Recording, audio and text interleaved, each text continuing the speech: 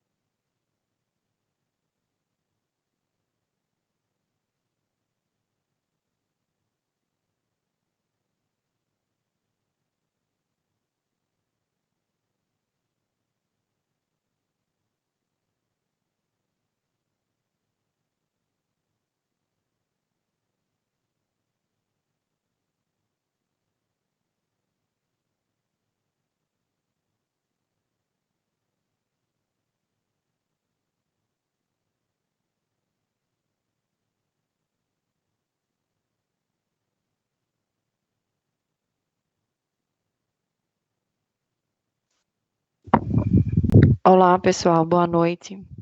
Todos conseguem me ouvir? Boa noite, professora. Sim, tá tranquilo. Boa noite. Sim. Eu vou aqui iniciar o compartilhamento de tela e em seguida a gravação, tá?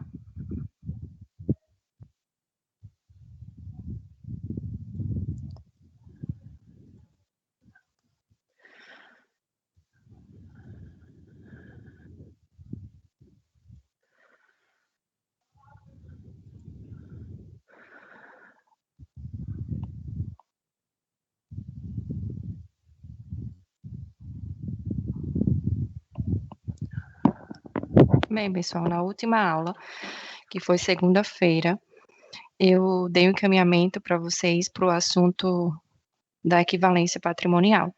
E aí eu comentei com vocês que seria, nesse momento aqui na disciplina de contabilidade intermediária, de forma introdutória, porque as questões mais complexas fazem parte da ementa da disciplina de contabilidade avançada. E aí, antes de iniciarmos a abertura para dúvidas dos demais colegas, eu recebi algumas dúvidas no chat e talvez seja dúvida de mais algum de vocês, então eu vou socializar essas perguntas, né? Porque talvez não tenha ficado muito claro no vídeo, e aí é uma forma também de reforçar o conteúdo. Então, eu recebi a seguinte dúvida, as seguintes, né, que são várias. Por que na questão 1, no caso do MEP, o prejuízo não é registrado no razão da entidade B? Antes de responder essa pergunta, é importante sabermos que o método da equivalência patrimonial nos diz que investimentos, participações societárias de natureza permanente, ou seja, que a empresa tem a intenção de continuar, não tem intenção de alienar esse tipo de investimento, são classificados, esses tipos de participações, no grupo de investimentos, participações societárias. E aí existe um método específico para avaliar esse tipo de investimento, que é o método da equivalência patrimonial, desde que esses investimentos sejam em coligadas ou controladas. E aí eu acredito que acerca da definição não haja grandes questionamentos, mas caso existam, podemos esclarecê-los. E aí, a essência do método da equivalência patrimonial é que o que acontece na investida, eu reporto na investidora de acordo com o seu percentual de participação. Então, enquanto eu registro a aquisição do investimento, isso gera na empresa adquirente, ou seja, na investidora, um tipo de lançamento, na investida gera um outro lançamento, tá? E o resultado, se a investidora tem lucro, parte desse lucro é da investida. Se a Desculpe, o contrário. Se a investida tem lucro, parte desse lucro é da investidora de acordo com o seu percentual de participação. Se a investida tem prejuízo, parte desse prejuízo eu reporto na investidora de acordo com o seu percentual de participação. O retorno desse investimento se dá através da distribuição de dividendos ou distribuição de lucro se não for uma companhia aberta. Obviamente, a empresa só vai distribuir dividendos ou lucros se ela tiver resultado positivo. E aí, se ela tem prejuízo, ela não distribui esse tipo de dividendo ou de lucros, né? Porque teve prejuízo. E aí, da mesma forma, o que aconteceu na investida, eu reporto na investidora, né? Os dividendos, se eles forem declarados, eu reporto na investidora de acordo com o percentual de participação dela. E aí, a primeira dúvida acerca disso, desse conteúdo, seria essa. Por que na questão 1, no caso, nesse exemplo 1 aqui, o prejuízo não é registrado no razão da entidade B? Não é que não é registrado no razão da entidade B, que seria a empresa investida. É que seria, né, como é que eu apuro o resultado da empresa? Como é que eu apuro o lucro ou o prejuízo da empresa? Através do confronto, receitas, custos e despesas. Onde essa informação é lançada? Essa informação é lançada na demonstração do resultado do exercício. Então, se eu fosse abrir aqui o razão da empresa B, eu teria que fazer a contabilidade inteira da empresa B que gerou o resultado dela. Nesse caso aqui, foi um lucro, porque ela distribuiu dividendos, né? Então, por isso, não foi demonstrado no razão da entidade B. No entanto, isso não significa que não aparece no razão da entidade B. Aparece. No entanto, a movimentação é gigante, né? Porque vai contemplar todas as receitas que estão lá no resultado, todas as despesas, todos os custos que formam o resultado, aquela estrutura da DRE que vocês estão habituados. Receita líquida, menos CMV, lucro bruto, menos despesas operacionais, mais outras receitas e outras despesas, resultado antes do resultado financeiro, receitas e despesas financeiras, LAI, que é o lucro antes do imposto de renda, os tributos sobre o lucro e, finalmente, o lucro líquido do período. Então, isso não significa que a empresa B não fez o lançamento no razão, é porque são muitas atividades que formam o resultado do período, e aí o nosso foco não é apurar resultado aqui, mas sim aplicar o método da equivalência patrimonial. Uma outra dúvida é quando o dividendo é de fato pago, como é feito o lançamento, o registro contábil. Mais à frente, nós vamos ver um assunto que é o patrimônio líquido. No patrimônio líquido, quando nós vamos ver uma parte nesse conteúdo, que quando a empresa ela apura o resultado, e esse resultado é positivo, esse resultado é um lucro, esse lucro, como vocês trabalharam lá na introdutória, eu levo para o ARE, né? Na hora que eu estou fazendo os encerramentos das contas, encerro as contas de resultado, levo para o ARE, que é a apuração do resultado do exercício. Se foi lucro, eu levo para lucros acumulados. Lucros acumulados é uma conta transitória, tá? Isso significa que, após a lei 11.638, não pode ficar com saldos, tá? Isso para as empresas de capital aberto, né? As empresas menores ainda permanecem com saldo em lucros acumulados, mas as empresas que são reguladas pela CVM, não. Esses lucros, eles precisam ser o lucro do período, ele precisa ser distribuído. Ele vai ser distribuído para onde? Aí existe toda uma regra da Lei 6404 para que a gente aplique.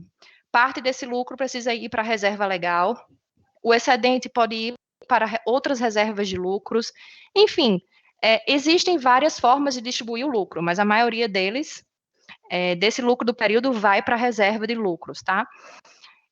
E obrigatoriamente um percentual para a reserva legal, mas aí as regras nós vamos ver posteriormente. Então, o lucro em geral, ele pode ir para as reservas de lucros, ele pode absorver prejuízos anteriores, ele pode aumentar o capital social, ou seja, o sócio não integralizou, mas sim eu peguei o lucro do período, né? Não foi um acionista ou um sócio que fez um aporte, mas eu peguei o lucro do período e aumentei o capital social da empresa. Ou a distribuição de dividendos. Então, essas 4 formas são formas de distribuição da conta lucros acumulados, tá? E aí, dividendos, portanto, é uma delas. E aí, quando eu tenho a distribuição de dividendos, significa que a empresa teve lucro. Então, é uma distribuição, um retorno, como se fosse um retorno do investimento, né? A empresa teve lucro, ela vai pagar dividendos para os seus acionistas. E aí também existe um percentual, mas isso nós não vamos discutir agora, quando nós estivermos lá no assunto do PL.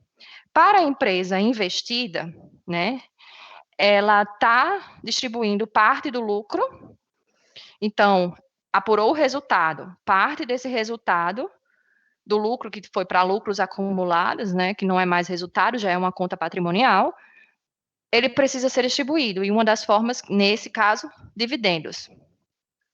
Então, vai diminuir o PL e vai gerar uma obrigação, porque agora eu vou pagar esse dividendo ao acionista. Nesse momento, fica como um passivo, ou seja, parte do lucro eu estou retornando para o meu acionista. E aí, esse dividendo a pagar, isso é no momento, esse lançamento é no momento que a empresa declara que vai distribuir dividendos. No entanto, no momento que ela declara que vai distribuir dividendos, ela tem até 60 dias para efetivamente pagar. Ou seja, para sair esse valor do caixa. Então, a pergunta aqui foi, quando o dividendo é de fato pago, como é feito o registro contábil? Nesse caso, vai ser o quê? A baixa de uma obrigação. Aqui seria a declaração da distribuição de dividendos, lembrando que a empresa ela tem até 60 dias após a declaração que vai distribuir dividendos para pagar. Isso aí é a própria legislação quem estabelece. Então, vai ser a baixa de um passivo convencional, ou seja, vai debitar dividendos a pagar Em contrapartida, vai sair recurso financeiro de onde? Do caixa, do disponível, ok? Uma outra pergunta diz o seguinte: o dividendo é a apropriação de uma parte proporcional ao percentual da ação, ou seja, do investimento, do lucro da empresa investida. Então, por que devemos apropriar tanto o lucro do período quanto o dividendo a receber? Em relação ao método da equivalência patrimonial, na investidora, o resultado, se vocês observarem, ele aumenta o valor do investimento, né? Claro, quando esse resultado é positivo, ele aumenta o valor do meu investimento de acordo com o meu percentual de participação. É como se acontecesse o seguinte: o PL da investida está aumentando, então esse meu investimento proporcionalmente vai aumentar com o aumento do PL da empresa que eu investi. Da forma que a distribuição de dividendos é como se fosse o retorno desse investimento. Aqui, por exemplo, a empresa aportou 100 na investida e houve um aumento proporcional ao percentual de participação dela de R$100. O PL da investida aumentou proporcionalmente na investidora R$100. É como se ela tivesse a receber, em caso de dissolução, de falência dessa empresa, R$1.100. Claro que existe toda uma ordem de preferência em caso de processo de reestruturação societária, de falência, quando a empresa entra em recuperação judicial e tudo mais. Mas, caso existam recursos suficientes, esse investidor iria receber, por exemplo, nesse momento, R$1.100. E aí, se foram declarados dividendos de 24, é como se desse valor, desse investimento de 1.100, ela já tivesse recebido R$24, então teria a receber somente a diferença, 1.100 menos 24. Então, o dividendo é o retorno desse investimento. Por isso que, na verdade, ele também precisa ser contabilizado na investidora, né? Então, tudo que acontece na investida, claro, não é só isso, né? Vocês vão ver lá em avançada que resultado entre companhias eu preciso eliminar, no processo de conversão, às vezes há ganhos em relação a, às vezes essa investida, ela não está no Brasil, ou é uma empresa americana que fez um investimento numa empresa brasileira, então preciso converter a moeda original dessa empresa para a moeda funcional da entidade. Como assim? Se a empresa brasileira tem um investimento nos Estados Unidos, o investimento lá, os balanços lá, todos são em dólares. Então, preciso converter para o real e trazer isso para o método da equivalência. E claro que nessa conversão, como vocês viram quando tratamos de empréstimos, existe uma variação cambial. Essa variação cambial eu não vou poder contabilizar como um ganho desse investimento, mas vai ficar numa conta de ajuste de avaliação patrimonial, como o que a gente chama de outros resultados abrangentes. Então, percebam que não é o método da equivalência, não é somente isso que eu estou mostrando a vocês. Isso aqui, como eu havia falado, é um aspecto introdutório para que vocês cheguem lá na contabilidade avançada já com noções desse assunto. Então, por isso que é preciso apropriar todas essas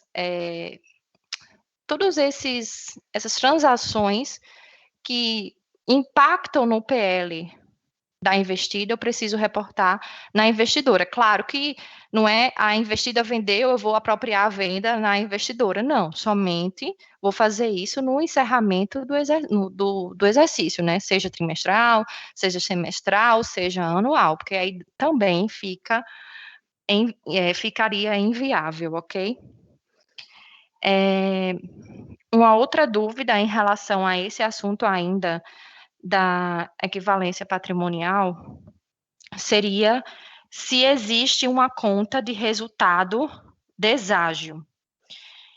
É o seguinte, o deságio, no caso, na aquisição de investimentos, ele em si é uma conta de resultado, porque já é uma compra vantajosa. Então, eu vou contabilizar já como uma receita. Aqui, nesse exemplo, foi o goodwill, né? Mas temos um exemplo com o deságio. Ou seja, para o adquirente, o deságio, ele é uma conta de resultado, tá? Então, já vai se comportar no resultado como uma receita.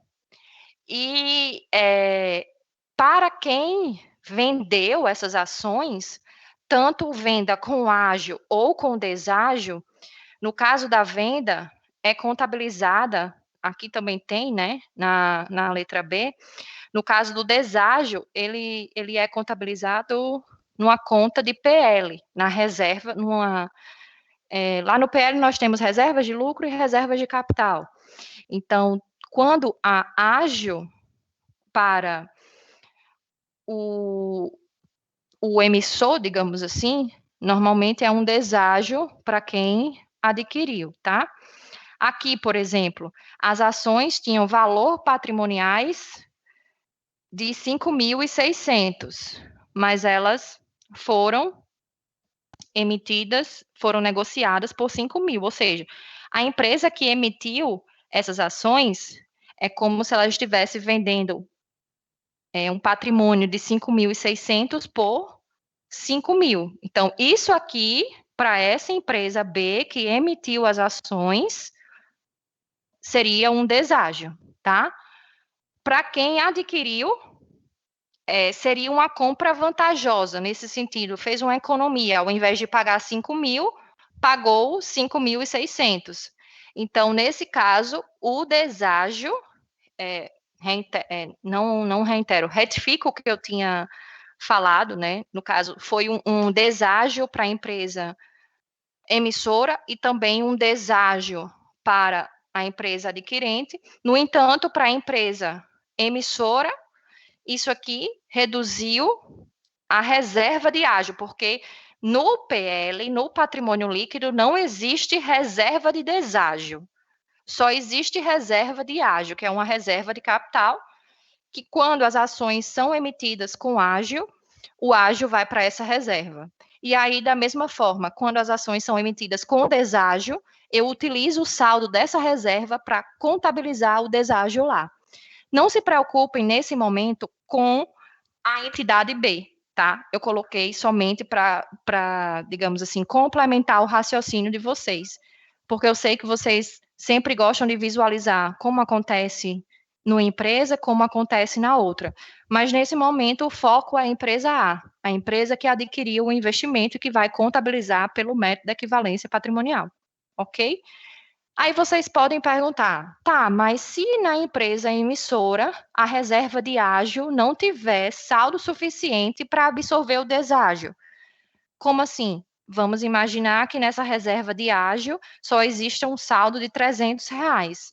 Se o deságio dessa operação for de 600, como uma reserva de 300 vai absorver um saldo de 600? Reserva de capital não pode ficar com saldo devedor, tem que ficar com saldo credor, já que é uma conta de PL. Aí a Lei 6404 diz que na impossibilidade da reserva de ágio absorver o saldo do deságio da operação, ou seja, ela não tem mais saldo suficiente, aí eu preciso contabilizar a diferença na reserva de lucros ou de capital que deu origem ao recurso para a emissão dessas ações. Porque da mesma forma que nos empréstimos, nas debêntures, vocês observaram a questão dos custos de transação, para emitir uma ação, não é somente simplesmente lançá-la no mercado, existe toda uma questão normativa, jurídica, de registro em comissão de valores imobiliários, dependendo da agência reguladora da atividade, eu preciso registrar junto ao órgão regulador do meu segmento. Então, se a reserva de ágio não for suficiente para absorver esse deságio, né, essa perda, digamos, essa desvalorização na transação, aí eu preciso colocar o restante na reserva que deu origem ao recurso para a emissão da ação. Mas, reforço, não se preocupem com a entidade B nesse momento, tá? Porque nós vamos ver isso mais à frente, quando estivermos estudando o assunto do PL. E a última pergunta, em relação àquelas que eu recebi no chat, seria como são definidos o número de ações de uma empresa? A própria empresa escolhe esse número, ou isso é baseado de acordo com critérios da Bolsa de Valores, por exemplo, o tamanho da empresa. As companhias abertas, elas têm o que a gente chama de estatuto social. O estatuto social seria o contrato social, né, fazendo uma comparação. Contrato social de empresas limitadas, por exemplo, e estatuto social de empresas abertas, de sociedades anônimas. E o estatuto social, ele pode já deixar pré-autorizado um limite, né, o que eles chamam de capital autorizado. Na verdade, quando também estivermos estudando o PL, vocês vão ver que existe o capital autorizado, o capital subscrito e o capital realizado. Justamente pela complexidade desse tipo de empresa, né, de empresas maiores que negociam em bolsas de valores, todas as deliberações, elas são feitas em Assembleia Geral de Acionista. E aí o acionista ordinário, ele tem direito a voto, ou seja, ele participa ativamente da gestão da empresa. Enquanto o acionista preferencial, ele tem preferência na distribuição de dividendos. E aí, para evitar a cada decisão que precisar ser tomada na empresa, convocar uma assembleia, nesse caso, em relação ao número de ações, já se deixa um capital pré-autorizado. E aí, cada ação também, né, dessa empresa já vai ter um valor nominal pré-estabelecido. É como se você estivesse adquirindo uma cota, fazendo um comparativo com uma empresa limitada, por exemplo. Então, tem lá o capital social definido no estatuto. O capital social da companhia está autorizado até o limite de 3 milhões, estando dividido em tantas ações, sendo... Aí eles falam no próprio estatuto qual é o limite da ação preferencial e quantas ações ordinárias haverá. E não há necessidade dessas ações já serem de imediato subscritas. A subscrição do capital é o compromisso que os sócios e os acionistas assumem de integralizar o capital. Então, lá na introdutória, possivelmente, vocês tratavam a constituição societária, né, o sócio demonstrava interesse naquela empresa e ele já integralizava o capital de imediato. Mas, na verdade, a norma, a legislação estabelece, acho que são 180 dias, eu não me lembro agora o prazo de cabeça, mas o sócio, ele subscreve inicialmente, ou seja, ele assume o compromisso de integralizar o capital. E aí ele tem até, vamos imaginar que seja 180 dias para efetivamente integralizar, seja em dinheiro ou seja em bens. E aí, no caso das companhias abertas, que são companhias maiores, que têm atividades mais complexas, esse capital subscrito, acima dele, é como se estivesse outro, que é o capital autorizado, que seria o limite, né, do capital social daquela empresa. Claro que ele pode ser aumentado, mas precisaria de uma nova reunião em Assembleia Geral de Acionistas. Então, nas companhias abertas, é como se tivesse capital autorizado, que ele não necessariamente precisa ser igual ao capital subscrito, né? Porque o capital subscrito já está dizendo que o capital daquela empresa será, quando os sócios integralizarem, igual ao capital autorizado. Então, isso normalmente não acontece. O capital subscrito, normalmente, ele é o capital autorizado, normalmente, ele é maior que o capital subscrito, tá? Que é justamente para ter essa segurança do capital da empresa ir aumentando aos poucos.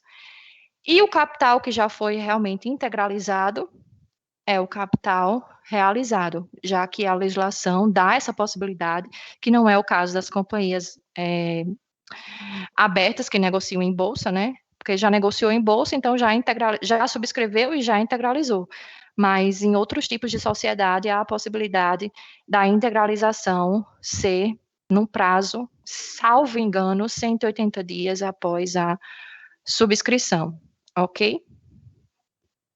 Alguma outra dúvida em relação, agora vocês, né, que não me tenham enviado dúvidas, vocês têm alguma dúvida em relação ao conteúdo da equivalência patrimonial? Professora, eu acho que eu tenho duas dúvidas. A primeira, Oi, Jane. talvez talvez a professora falou que vai conversar sobre o PL nesse processo e mais para frente, né? Sim. A minha dúvida seria justamente quando, por alguma razão, a entidade B, ou A, sei lá, né, que detenha, vamos dizer, totalmente o capital da... Subsidiária integral, no caso, né? Isso. No caso, se fosse aumentar o patrimônio líquido dela com o lucro, você teria que fazer isso nas duas, né? Porque vai aumentar o patrimônio líquido da B, consequentemente vai aumentar o O percentual. investimento em A. Isso. Não, na verdade, não vai aumentar o investimento de A.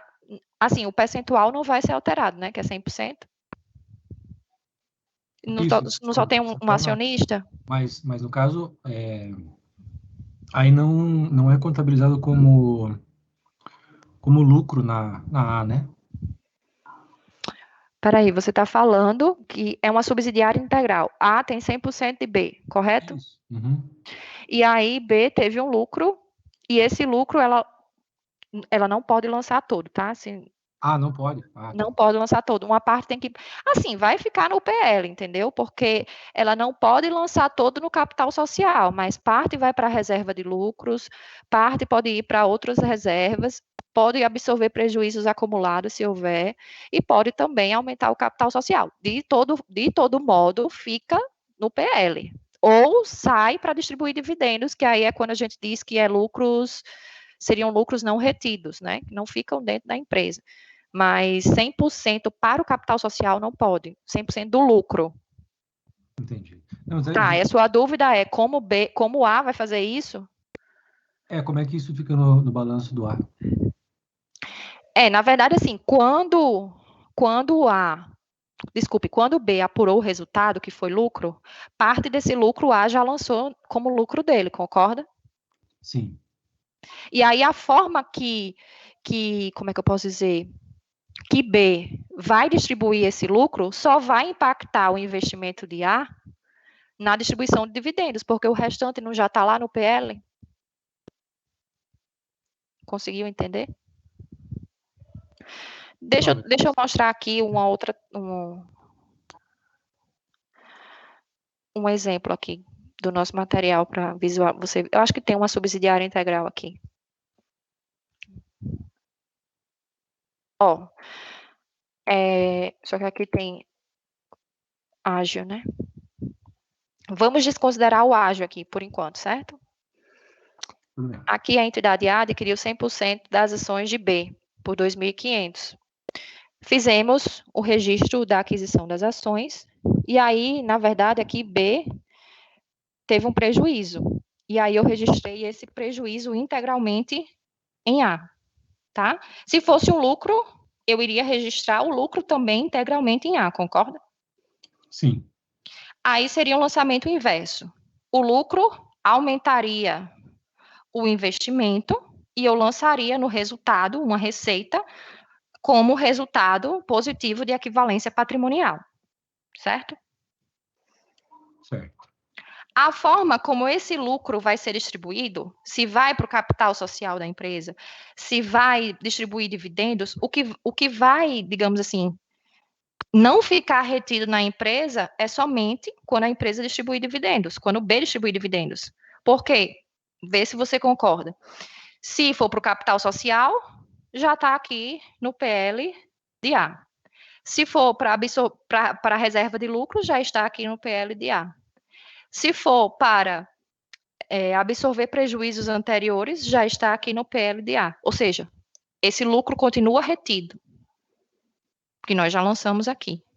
Por isso que, quando há distribuição de dividendos, aí eu vou para um outro exemplo aqui, quando há distribuição de dividendos, nesse caso, por exemplo, vamos imaginar que seria subsidiária integral também. O lucro de B foi R$ 1.200. Lancei esse lucro 100% em A de 1.200. Daí distribuiu dividendos de 300. Ou seja, na hora que distribuiu dividendos de 300, 900 continuam retidos no patrimônio de B, você concorda? Sim. Então, esses 900, na verdade, o meu investimento, ele aumentou também 900, porque eu lancei aqui o resultado positivo, que seria o lucro de B, e diminuir do investimento quando B distribuiu ou declarou que iria distribuir esse dividendo. Então, na verdade, o impacto no PL de B em A já foi lançado.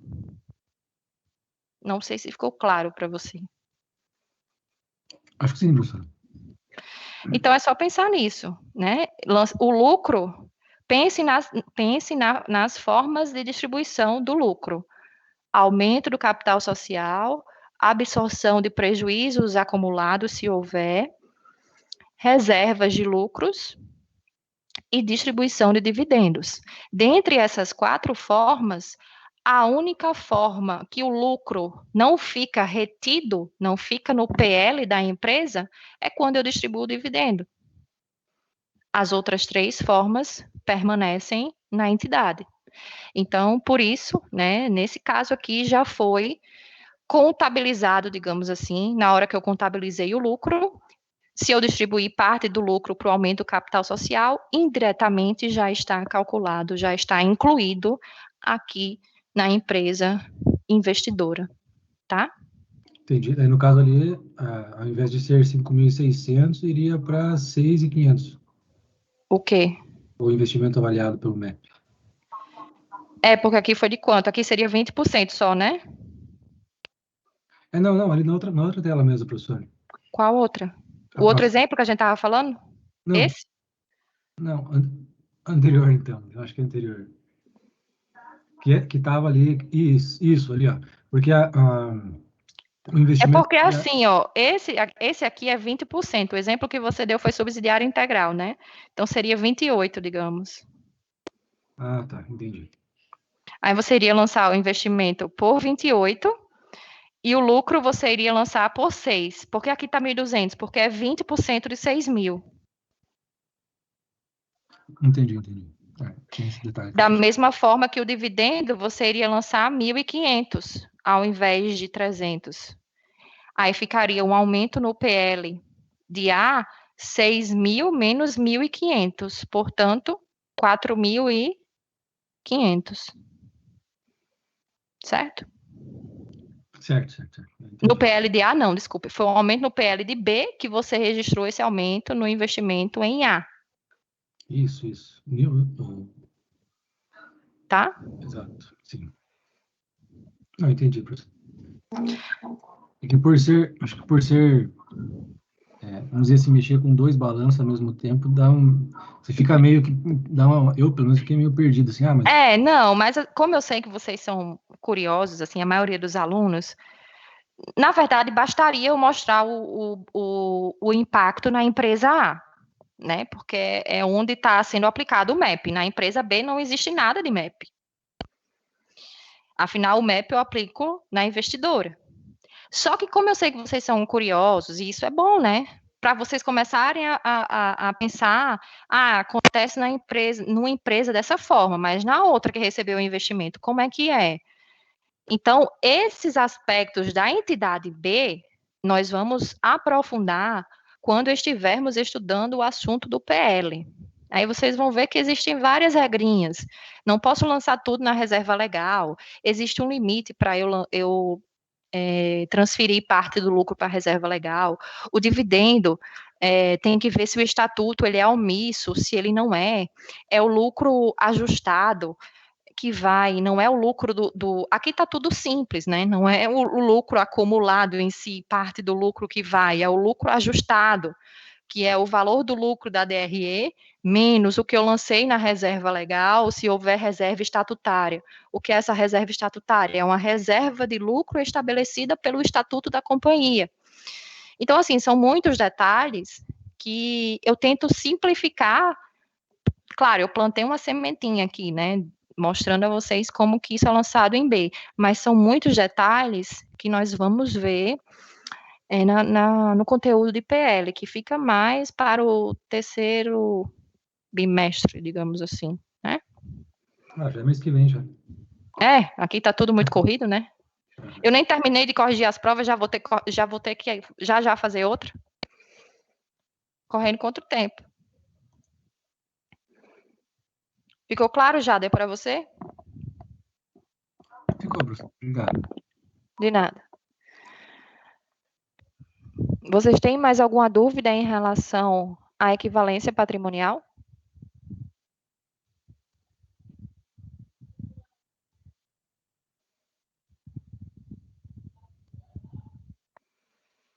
Bem, pessoal, então, não havendo manifestação acerca de dúvidas em relação à equivalência patrimonial. Oi, Ação, vai falar? Não, professora, só para dar um oi aí, que tá na área. Eu estava achando você muito calado hoje.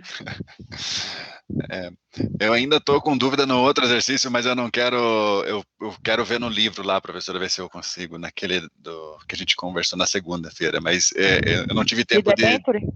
Isso, mas deixa eu mergulhar. Não, qualquer coisa, se eu encerrar aqui um pouco mais cedo, aí eu fico com você. Se você tiver o livro aí também, a gente vai seguindo para você não ficar com isso na cabeça, com essa dúvida. Eu queria ter feito esses 2 dias agora que a gente teve esse intervalo, pego o exercício e pego o livro para eu entender, mas... Não, então você pode fazer o seguinte, você pode fazer isso esses dias, né, que eu sei que na semana é corrido, porque vocês trabalham e tudo mais, e qualquer coisa, eu ia até falar, na segunda, como o assunto do leasing, ele é muito extenso, né, na segunda nós não teremos esse momento síncrono, mas aí eu posso, de repente, Essan, se você já tiver feito isso, na segunda, tirar essa sua dúvida aqui, ao vivo mesmo, sabe? Entendi. Tá bom. Obrigado, professora. Vou fazer isso. Vou aproveitar os feriados agora para dar uma... Sim, amanhã é feriado, tinha esquecido. Então, pessoal,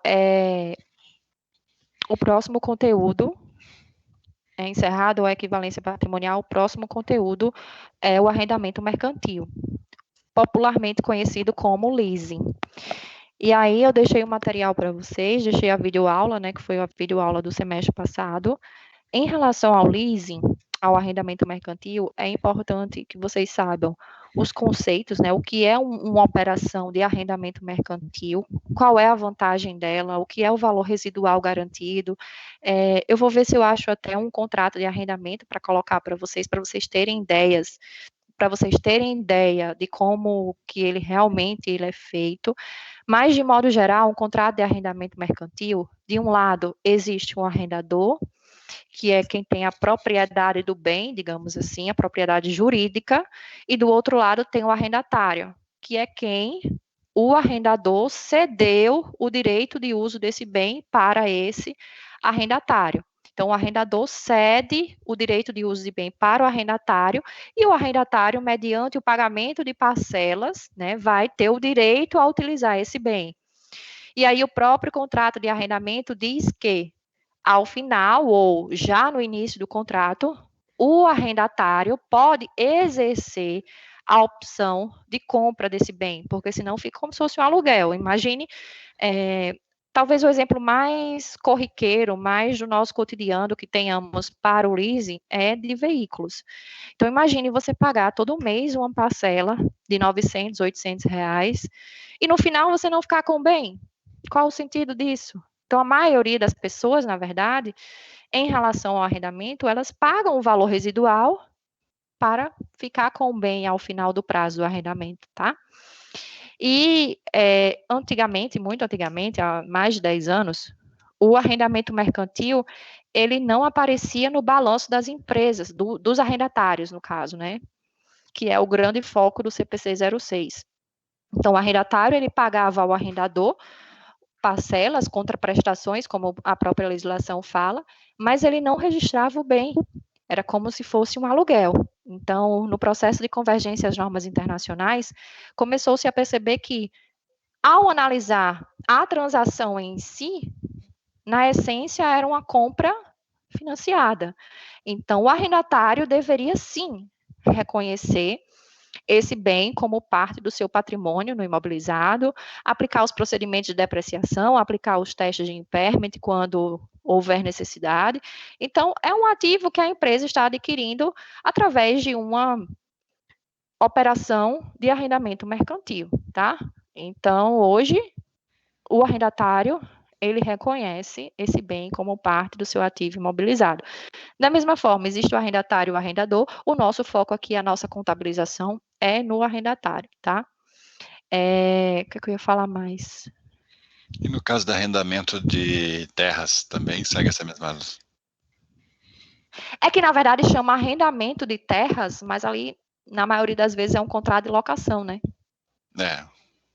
Antigamente existia o arrendamento financeiro, que a gente chamava, e o operacional. Hoje em dia, é arrendamento ou não é? Então, o antigo contrato de arrendamento operacional passou a ser não mais classificado como arrendamento, e sim como um contrato de locação.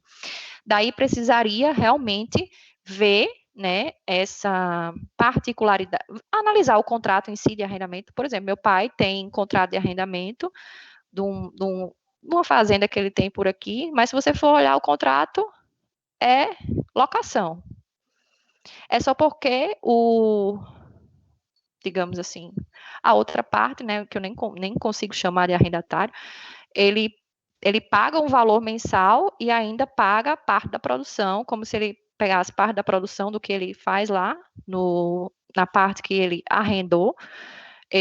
Meu pai tem direito a uma parte dessa produção, mas eu não caracterizo aquele contrato como um contrato de arrendamento mercantil, né? É realmente um arrendamento rural que convencionou-se denominar dessa forma, mas que, na verdade, não está dentro do escopo do CPC 06, porque no contrato de arrendamento mercantil, como a gente fala, a cessão de direito de uso, tudo bem, no arrendamento rural isso ocorre, mediante a contraprestação, né, o pagamento das parcelas, e aí, no final, se houver o interesse do arrendatário em adquirir esse bem mediante o pagamento do valor residual, assim o fará. Se não, dependendo das características do contrato, não vai ser nenhum contrato de arrendamento. Entendi. Tá?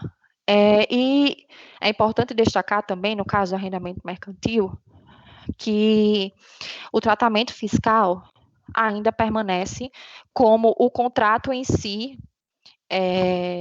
como a norma jurídica, né, como o contrato jurídico em si estabelece. No contrato de arrendamento mercantil, em geral, a propriedade não é do arrendatário, ele é do arrendador. Então, para fins fiscais, eu não posso registrar um bem, imagina a Receita aceitar que você vai registrar um bem no seu ativo que não lhe pertence. Porque se você olhar toda a documentação jurídica daquele bem, no caso do arrendamento mercantil, vai ser do banco. Então, como é que você vai registrar um bem que não é seu? Aí, eu faço o registro observando as normas da contabilidade societária, do CPC, da Lei 6404, alterada pela 11.638, e aí eu faço o ajuste para atender o fisco, que é um usuário da informação. Mas, para fins fiscais, o arrendamento não é aceito como ativo para o arrendador. Desculpe, para o arrendatário. Permanece sendo reconhecido como ativo para o arrendador. Não sei se vocês observaram, recentemente não, já faz um tempinho, saiu uma reportagem como os arrendamentos mercantis estavam beneficiando os bancos em relação à apuração de imposto de renda e contribuição social. Por quê? Para fins de imposto de renda e contribuição social, ou seja, dos tributos sobre o lucro, o arrendamento, ele vai ser propriedade do arrendador. Quem é o arrendador na maioria das vezes? O banco. Então, o banco é quem deprecia esse ativo. A depreciação, normalmente os bancos são lucro real, a depreciação diminui a base de cálculo de imposto de renda. Então, tudo isso favorece ainda os bancos em relação a ter essa propriedade do bem, né, pela norma jurídica, pelo contrato de arrendamento, embora, na essência, quem utilize seja o arrendatário. Se o veículo quebrar, o banco, tá nem aí, você que vai ter que recuperar o veículo, vai ter que fazer, se for roubado, o banco não vai dispensar você mais do arrendamento, né, você vai ter que Claro, tem os seguros do contrato e tudo mais. Mas o que eu quero dizer é que todos os riscos e benefícios estão com o arrendatário, não estão com o arrendador, né? Então, pode ser que no futuro próximo essa visão fiscal ela mude, mas por enquanto é essa. A taxa de juros do leasing ele é menor. Eu ia falar isso. Qual é a vantagem do arrendamento, então? Por que não fazer um financiamento normal? Justamente isso, Sam. Os custos de transação do leasing, eles são menores. Por quê? Não é cobrado o IOF. Então, isso aí, só o IOF, já, dependendo do valor do bem, já onera bastante o contrato, né? Seja de financiamento, onde é cobrado o IOF, e do leasing, que não é. Então, as taxas, em função disso, a taxa efetiva da operação, ela fica mais atrativa no leasing do que no financiamento. Em compensação, aquela história, estou com vários boletos para pagar, vamos dizer que seja 24 parcelas.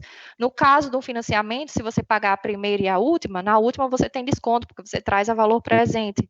No caso do leasing, não, você não vai ter nenhum desconto, porque justamente você está cedendo um bem, né, o arrendador está lhe cedendo um bem mediante o pagamento daquela parcela. Então, é como se não houvesse, né, esse desconto em função do ajuste a valor presente. É um valor que foi acordado entre ambas as partes e ele se mantém, independente de quando você vai pagar, se você vai resolver antecipar ou não. E aí o arrendamento também, ele é feito por um período superior a 24 meses.